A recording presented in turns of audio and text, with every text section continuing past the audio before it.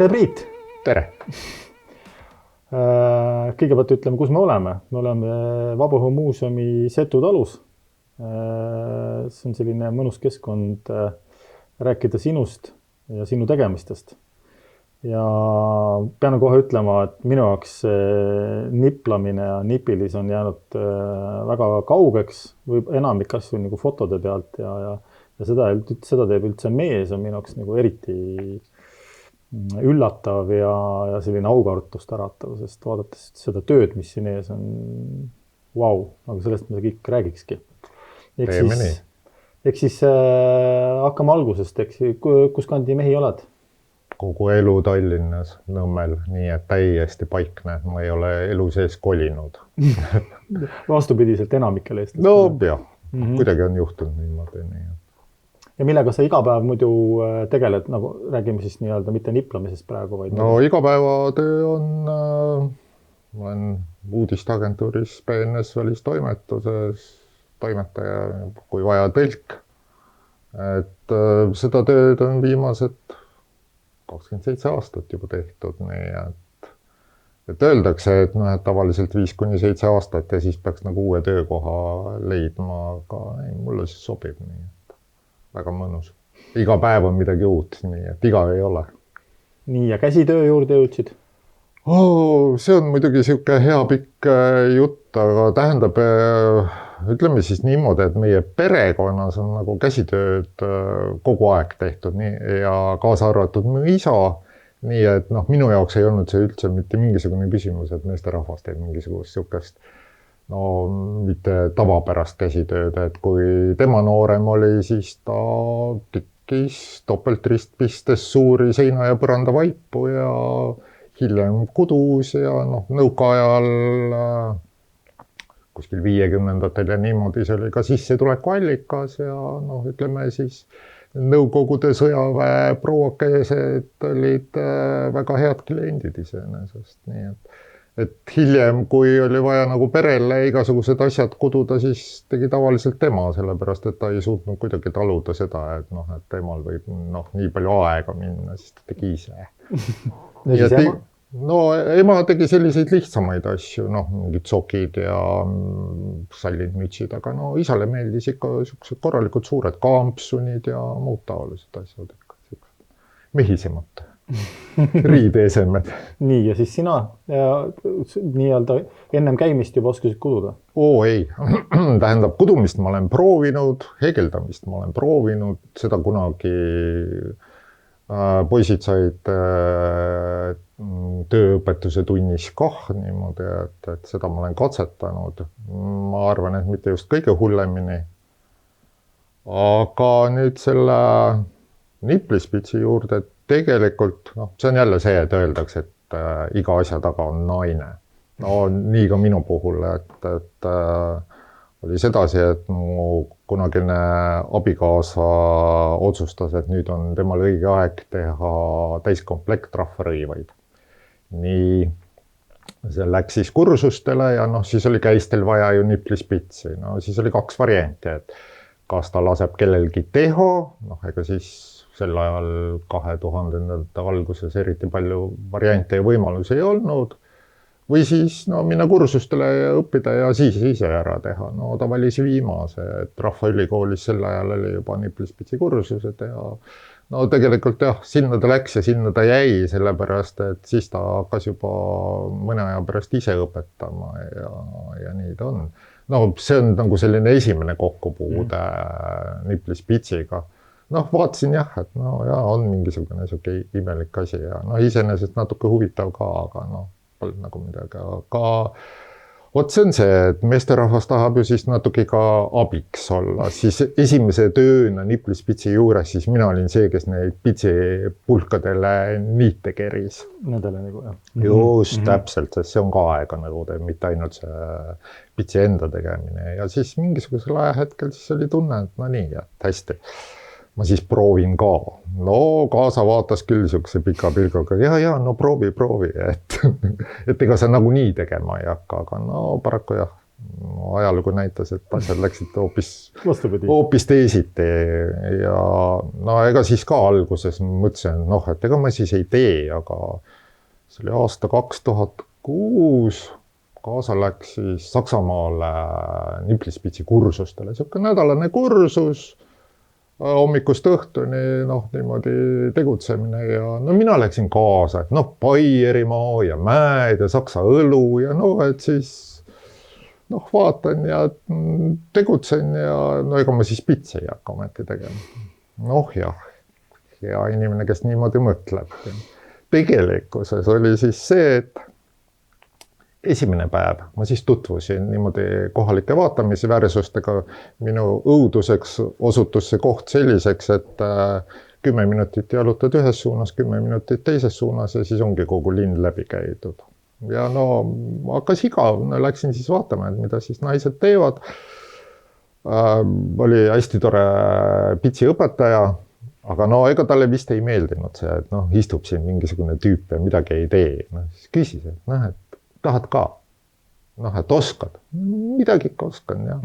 Nii, 10 minutiga oli mul korraldatud siis pitsipadi, pulgad, ja siis võid arvata, mis ülejäänud nädal siis oli nii, et selle ja siis tegelikult nagu 6 suve järjest sai käidud. Seal?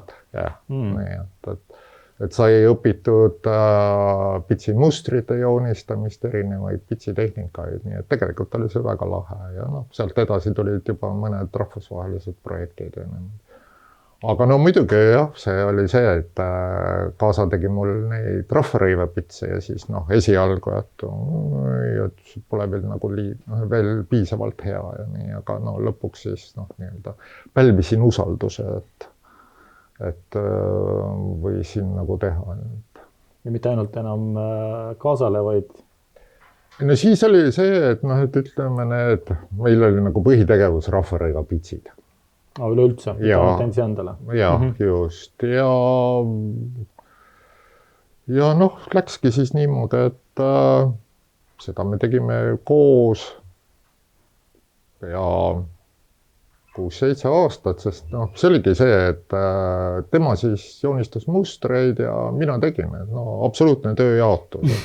Nii võrdne kusjuures. Aga kusjuures mõeldakse küll, et et mis see siis nüüd on, et näiteks üks teeb ja teine teeb, aga on erinevad käekirjad. Ehk siis me katsetasime ja ongi see, et ühe ja sama tööga.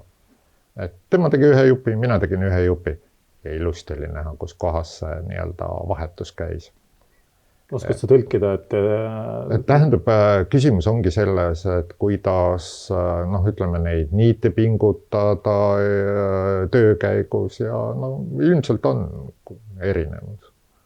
Ja kui paralleele tuua, siis Soomes ju väga paljud mehed tegid niplispitsi ja kes nad olid? Kalurid. Sellepärast, et suvel kalal, talvel ka vaja ju perele sissetulekut, tegid pitsi. Kusjuures hinnati oluliselt rohkem meeste tehtud. Ja küsimus ongi selles, et ühtlasemalt pingutatud, ilusam, nii-öelda kvaliteetsem. Et nii ta on. Üldse naiste töö, täiesti... Et teevad mehed küll, jah, et nii... Teistes riikides, jah, ütleme väga palju ikkagi meid ei ole, aga ikkagi, ja siis olude sunnil juhtus nii, et läksid teed lahku ja siis tuli see tunne, et nii, et igasuguse rahvarõivapitsidele joon alla ja et nüüd hakkame siis kõike muud tegema. Et sealt lahti läks ja siis oli mul paar head tuttavat, üks just Hispaanias, et hakkasin temaga koostööd tegema ja üllatus, et üht kui teist sai täiesti nagu sinnapoole, nii tellimustena kui ka sinna üks pitsi ajakiri Polilleras, et sai sinna tehtud mustreid ja pitse, nii et. Mille poolest see Austria ja näiteks Hispaania erineb ka nagu? Ütleme, see ongi see, et kas niisugune traditsiooniline või siis juba midagi modernsemat, et ütleme niimoodi, et mulle nagu see teab, mis tohutu modernne pits, väga nagu vaatan hea meelega ja et ahah, et ohoh, nii saab ka ja aga et mulle meeldib natuke nagu niisugune traditsioonilisem ja et mitte mingisugused täiesti niisugused vabad vormid, aga läbi aastate on köitnud igasugused ornamendid, geomeetrilised mingid motiivid ja siis ongi hea katsetada, et kuidas neid nagu pitsidesse saab panna. Et see on selline tore ettevõtmine.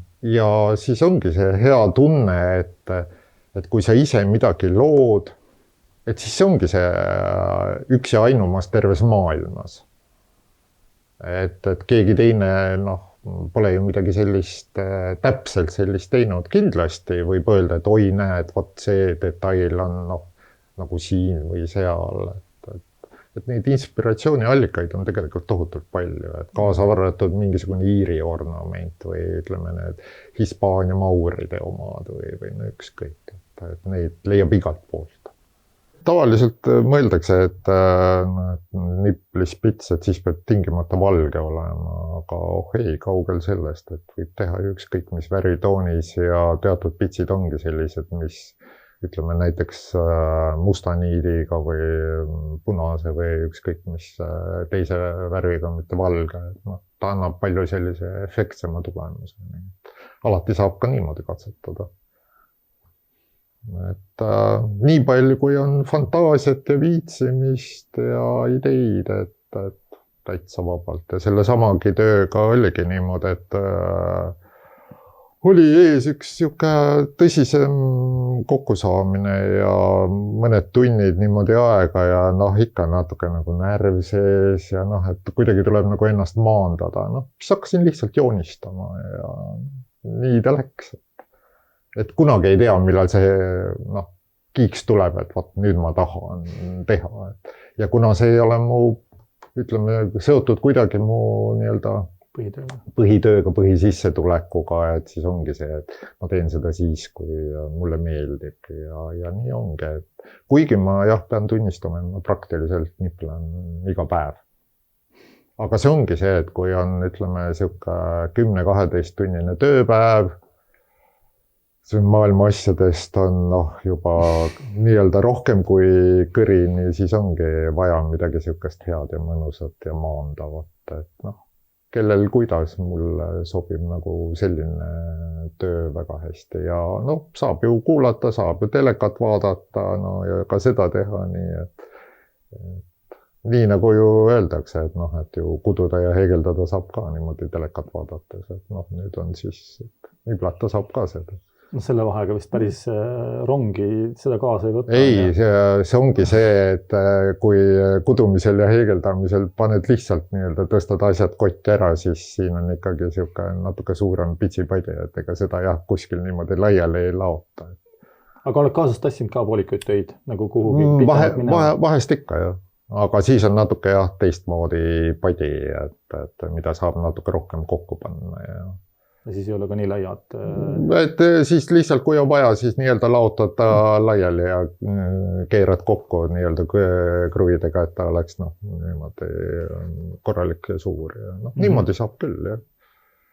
Aga pole küll kena öelda, aga inimesed natuke vaatavad küll imeliku nägadega, sest ma olen näiteks Tallinn-Tartu bussis niimoodi neid niplispitsi pulkadele niite kerinud ja ühesõnaga nii-öelda kõrvalpingil istujad on ikka väga imelike nägudega olnud, nii et eks ta veidi kummaline ole, aga siis, kui ma alustasin, siis oli neid igasuguseid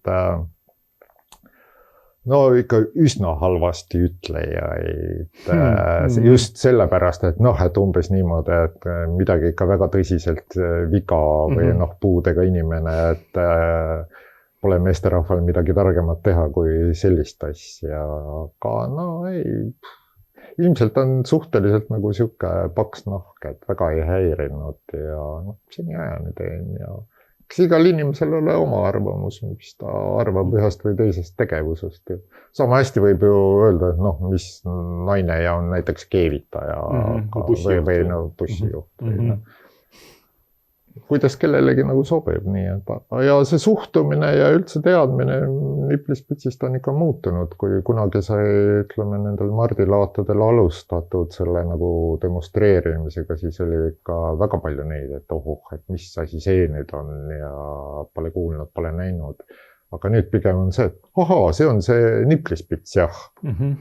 Et järelikult on ikka midagi nagu niimoodi muutunud, et ka inimesed nagu teavad seda rohkem. Aga on veel tegijaid, mehi Eestis? Ma tean paar inimest. Teevad samamoodi, eks siis nii-öelda seda peenikest või teevad mingit samast peenikest?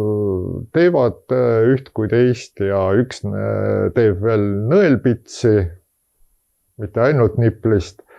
Tema töödega on küll niimoodi, et kui ta on niimoodi saatnud fotosid, siis on selline tunne, et läheks natuke mossitaks nurgas, et see on ikka super, mida tema teeb. Et siis on niimoodi, et jaa. Aga see on üldiselt jah tore, nii et kui nüüd kõik hästi läheb, siis ma järgmine aasta loodan korraldada ühe siukse meesterahvastest Nipli-Spitsi tegijate siukse maailmakohtumise siin Eestimaa peal, nii et eks siis näeb, mis sellest välja tuleb. Väga põnev. Et see tegelikult oli jah, nüüd mõeldud juba toimuma eelmisel aastal, siis kui oleks olnud see suur rahvusvaheline pitsiüritus, aga kuna see jäi ära ja lükkus ja nüüd sellelt aastalt lükkus jälle edasi kõik, et siis vaatame, võib-olla järgmisel aastal. Et see on selline järgmine siuke kiiks ja plaan, et loodame. Kes sul tellijad on, et kui sa varem tegid rahvariidele ja rahvariide pits läheb arusaadav rahvariidele, aga nüüd see omalooming? Omaloominguga on selline asi, et ega ma konkreetselt ei tee asju selleks, et äkki keegi ostab. Et need, mis on, mis ma teen iseendale, mida ma saan kasutada kuskil näitustel või midagi sellist või lihtsalt, mis mulle meeldib, siis viimasel ajal ma olen teinud lihtsalt kingitusteks. Et kui ma tean, et inimesele meeldib käsitöö ja ta on ühest või teisest asjast huvitatud, siis kas jõuludeks või sünnipäevaks või kaasa arvatud ka mõned suured sallid Nipli-Spitsist ja niimoodi, et on käinudki lihtsalt kingituseks ja ongi hea tunne, et niimoodi. Et natuke nagu teine selline sihtgrupp, mitte lihtsalt, et kellelegi maha müümiseks. Selle salliga seoses tuli meelde, ennem rääkisid sellest Haapsalu salli loost, et see oli päris põnev kuulata. Jah, siin mõned head aastad tagasi, siis kui Käsitööliit tegi oma selle konkursi Eesti maa ja villane, siis tuli selline ulmeline mõte, et aga prooviks siis nagu midagi Haapsalu sallilaadset teha.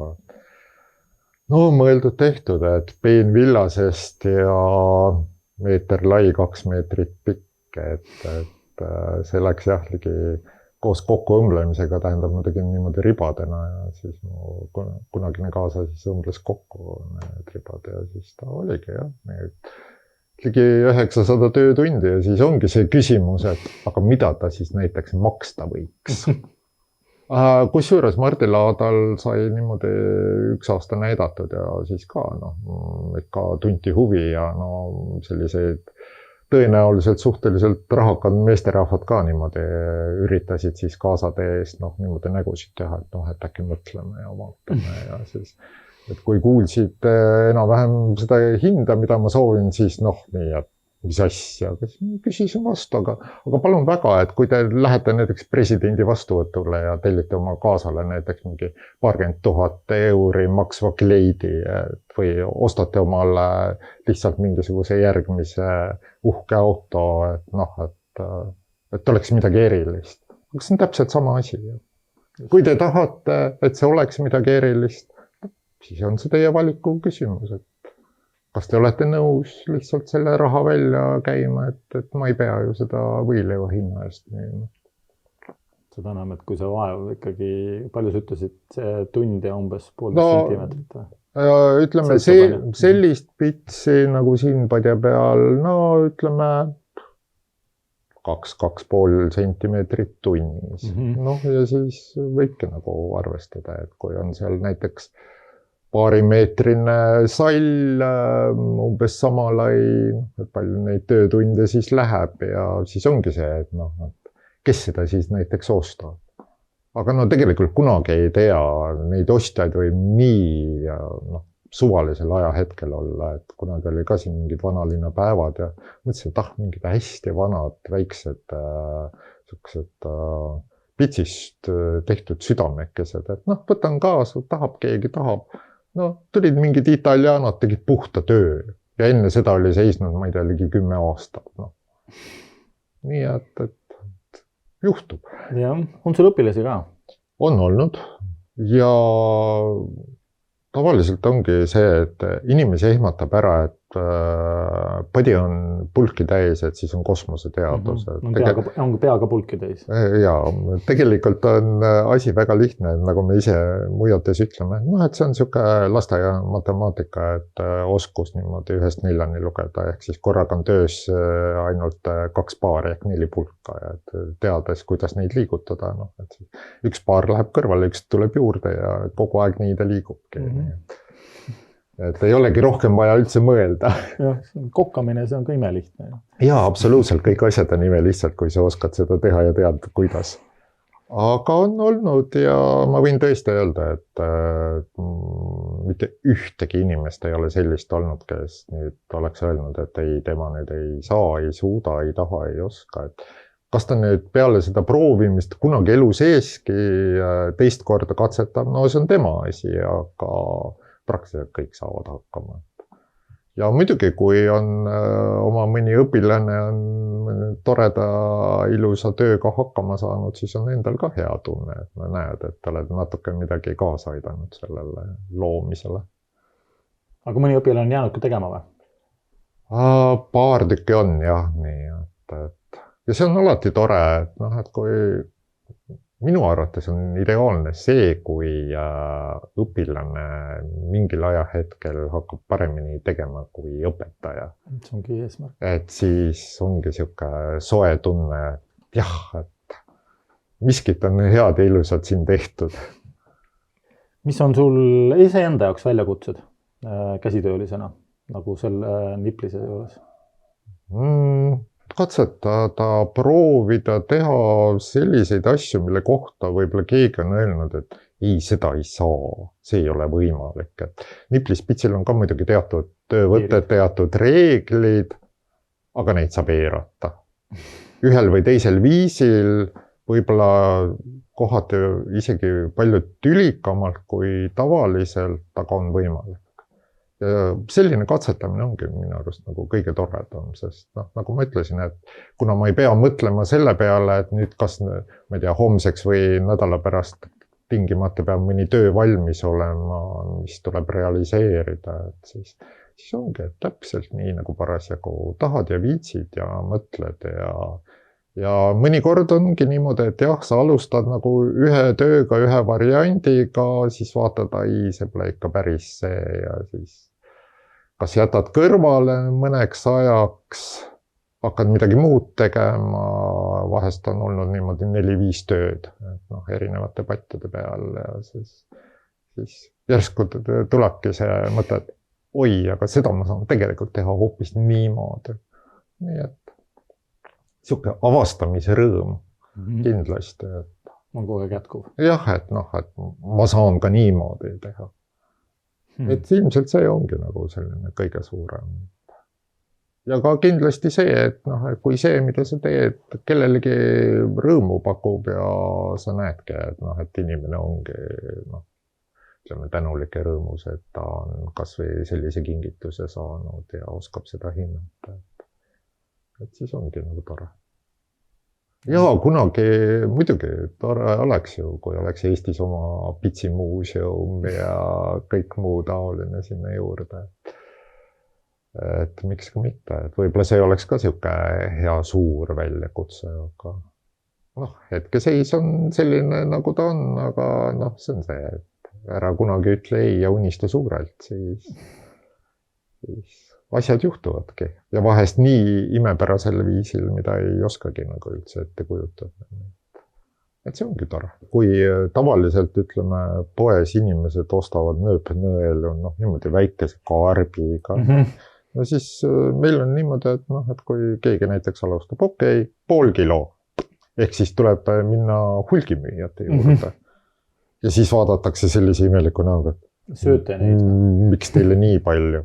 Kusjuures lennuki peal samamoodi, et alati ei lähe ju tšekitud pagasiga, ainult käsipagasiga ja paar korda mul on tulnud see nööpnõelte karp nii-öelda loovutada, sellepärast, et on leitud, et nii suur kogus nööpnõelu on ohtlik. Ja ühegi valemiga ei tee seda selgeks, et need on töövahendid, eks. Ja et ohtlik saab olla hoopis lihtsamalt. Ja. Kui mingisuguse, ma ei tea, kedagi nööpnõeltega torkida näiteks. Nii et neid juhtumeid on olnud. Ja siis muidugi teine asi on lihtsalt see, et ei usuta, et meesterahvas teeb ja miks ikkagi teil kui meesterahval on need niimoodi. Et selliseid koomilisi hetki on ette tulnud. Ja ei olegi võimalik seletada. Siis nii on. Ja. Või ka see, et näiteks kui lähed käsipagasiga ja sul on kuhugi näitusele või üritud festivallile minek, et miks teil ikka neid nii palju on ja kas need on näiteks mingid kultuuriväärtused ja hästi ma saan aru, kui on näiteks rahvarõivastel pitsid ja lähed siis, ütleme, mingisuguse paari rahvarõiva komplektiga või mida iganes. Need tõesti võivad olla ju mis iganes sajandite vanused, aga ütleme selliste natuke moodsamate asjadega tänitada. Sõltub muidugi ametnikust ja mida ta endast arvab ja reisijatest ja kõigest muust. Aga on ka tulnud seletada, et miks ma ikka, ja siis ma olengi teinud niimoodi igaks juhuks mõned fotod kaasa, et kus ma olen ikka pildi peal niimoodi pitsi tegemas, aga seda saab ka öelda, et aga Photoshop, polegi ju midagi, mis te tahate. Kunagi ei tea. Ja samas tšekitud pagasisse neid pitse ei jätta lootuses, et kohver ikka kohale jõuab. Kuna mul on tutvusringkonnas lihtsalt selliseid kogemusi, et kohvrid ei ole kohale jõudnud ja ongi kadunuks jäänud, siis ise ei taha riskida. Jah, kui palju töötunde seal sees on. Ja muidugi see, et nüüd 3 aastat ma olen teinud ühte väga suurt projekti. Loodan, et kui hästi läheb, siis paari aasta pärast äkki lõpetan.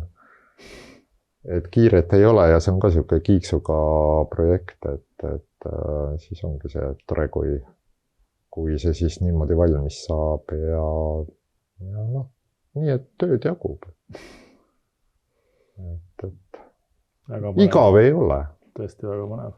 Et kui sa nüüd sattusid Nipli-Spitsi peale täiesti nii-öelda juhuslikult, aga samas juured, ehk siis isa ja tegid käsitööd juba ammu, siis kui see Niplis ei oleks olnud nagu see juhus, milline see käsitöövaldkond oleks jäänud rohkem veel hingelähedale? Ma arvan isegi täiesti ausalt, et suure tõenäosusega ma ei oleks võib-olla isegi midagi niimoodi tegema hakanudki. Et jah, kuna ma olen olnud nagu selle käsitöö sees, ma tean, mis see kõik tähendab, kui palju aega ja vaeva ja kõik see võtab. Et ma hindan käsitööd, aga jah, hetkel ma arvan, et võib-olla ma ei olekski siis lausa hakanud mingisugust käsitööd tegema. Nii et juhusel on ikka väga suur mõju. Loomulikult, jah. ei no juhus ongi see, et tegelikult sama hästi võib küsida, et kas on mõni hetk olnud selline, et jätaks kõik sinna paika. Lõpetaks selle niplispitsi üldse ära. Kusjuures on. Ongi nii, jah? Jah, üks kord. Nii? Noh, see on jälle seotud isikliku eluga, ehk siis lahkuminekuga ja siis oli siuke tunne, et noh, et kuna me tegime ju nii-öelda koostööd ja et siis jätaks kõik sinna paika ja keeraks nii-öelda täiesti uue lehekülje kogu selle poolega ka, aga see on see, et loodus tühja kohta ei salli. Ja juhtus niimoodi, et sama Hispaania tuttav, noh, eks ikka sellistel hetkedel, noh, midagi kurdad või ütled, et noh, näe, et ei taha, ei viitsi enam ja siis toot. Ma vaatan seda asja veel. Nii, läks umbes pool tundi mööda sellest jutuajamisest internetis.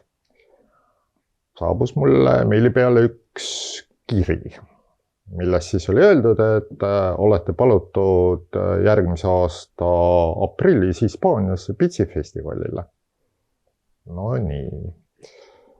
Siis ma mõtlesin, et noh, et saadan pikalt, et kui ei, siis ei. Aga siis tulemus oli jah see, et sealt edasi umbes poole tunni pärast olid mul lennukipiletid olemas. Ehk siis see oli jah selline üks väike hetk, kus ma tõesti niimoodi kaalusin täiesti joone alla tõmbamist, aga no ütleme nii, et pärast seda enam ei ole selliseid hetki olnud. Peale seda tavaliselt on see kirg veel suurem?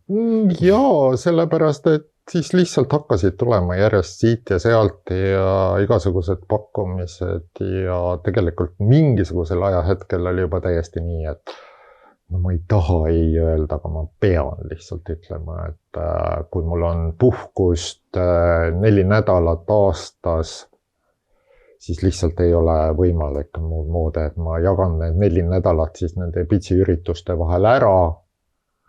Et jah, mul endal siis nagu nii-öelda tõesti puhkamiseks üldse aega ei ole, siis oli siuke tunne, et no olen nagu mingisugune, ma ei tea, dirigent või ükskõik kes teab niimoodi 3-4 aastat ette, kus ta mingisugusel ajahetkel siis parasjagu mis üritusel saab olema. Et vahepeal muutus asi selliseks, et noh, nüüd on praegu õnneks ka seoses muidugi selle kogu pandeemia asjaga natukene see asi rahulikum, aga no see võib jälle üle minna muidugi, kui jälle reisimised lahti lähevad ja niimoodi.